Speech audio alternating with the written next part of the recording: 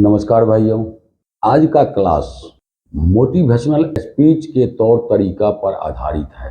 मैंने आदमी को कंस्ट्रक्शन लाइन में, इंजीनियरिंग लाइन में आगे बढ़ने के लिए कुछ फार्मूला तैयार किए हैं। उसमें 10 नियम आता है, 10 फार्मूला आता है।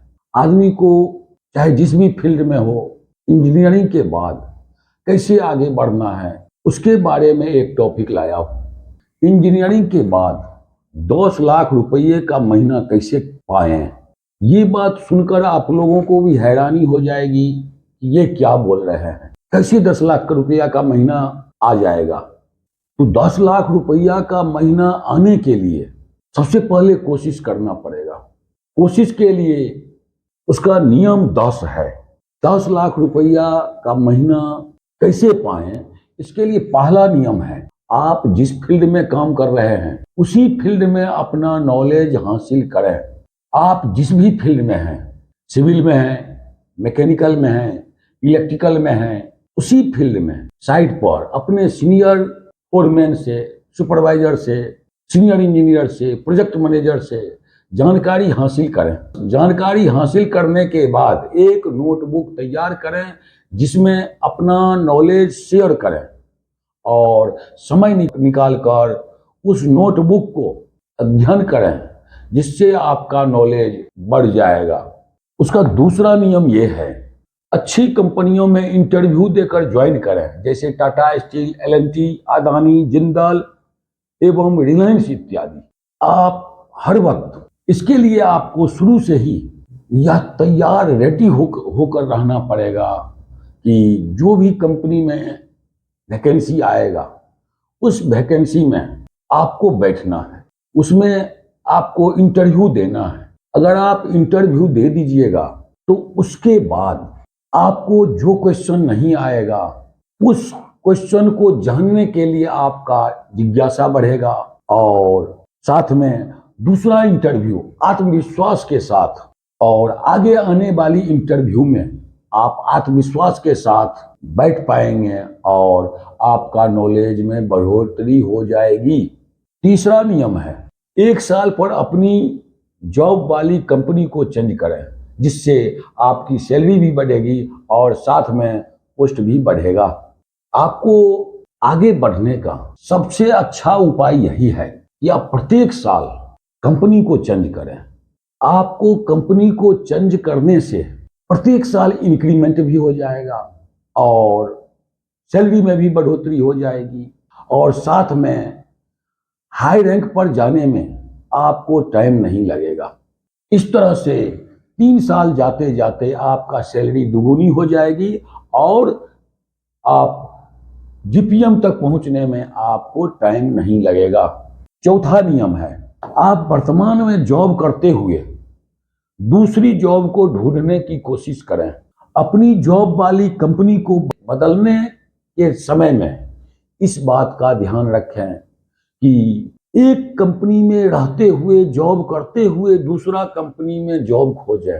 एक कंपनी से दूसरा कंपनी में जाने के बीच में गैपिंग न रखें, उसे खाली न रखें।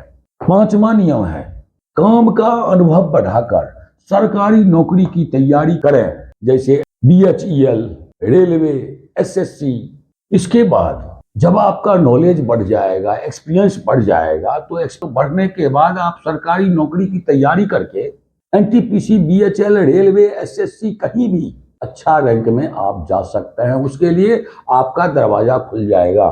6वां नियम है, इसी तरह से अपना पोस्ट बढ़ाकर, प्रमोशन लेकर प्रोजेक्ट मैनेजर, जनरल मैनेजर बनने की कोशिश करें। इस तरह से आप प्रत्येक साल प्रमोशन बढ़ाकर, तरक्की करके साइट इंजीनियर से सीनियर इंजीनियर, सीनियर इंजीनियर से deputy project manager, deputy project manager से आपको प्रोजेक्ट मैनेजर, प्रोजेक्ट मैनेजर से लेकर के असिस्टेंट जनरल मैनेजर से लेकर के आपको जनरल मैनेजर तक पहुंचने में आपको समय नहीं लगेगा।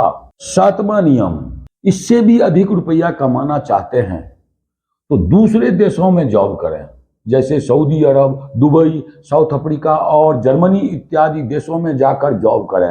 अगर आपका एक्सपीरियंस इतना अच्छा हो जाएगा और नॉलेज बढ़ जाएगा तो आराम से आप और अधिक पैसा कमाने के लिए दूसरे देशों में भी जा सकते हैं, जैसे सऊदी अरब हो गया, दुबई हो गया, साउथ अफ्रीका और जर्मनी इत्यादि देशों में जाकर जॉब करें।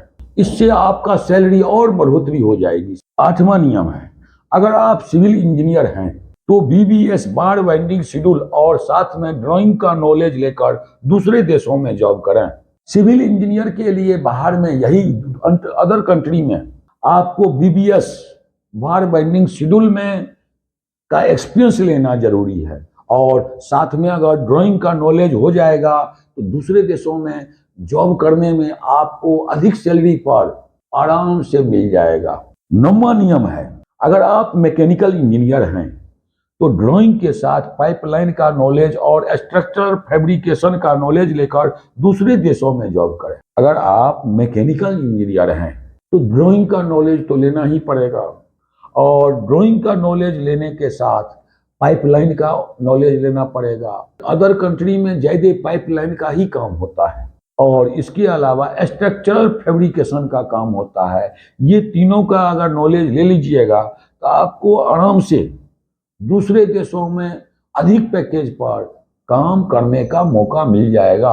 10वां नियम है, अगर आप इलेक्ट्रिकल इंजीनियर हैं तो मशीन, मोटर, ट्रांसफार्मर का नॉलेज लेकर जर्मनी और चीन जैसे देशों में आप जा सकते हैं अच्छा पैकेज पर। और नोट में मैं यही बता रहा हूं, अगर आप ऊपर के 10 पॉइंट में से 6-7 पॉइंट को भी फॉलो करेंगे तो मेरा गारंटी है 10 लाख रुपया का महीना आपके हाथ में जरूर आएगा।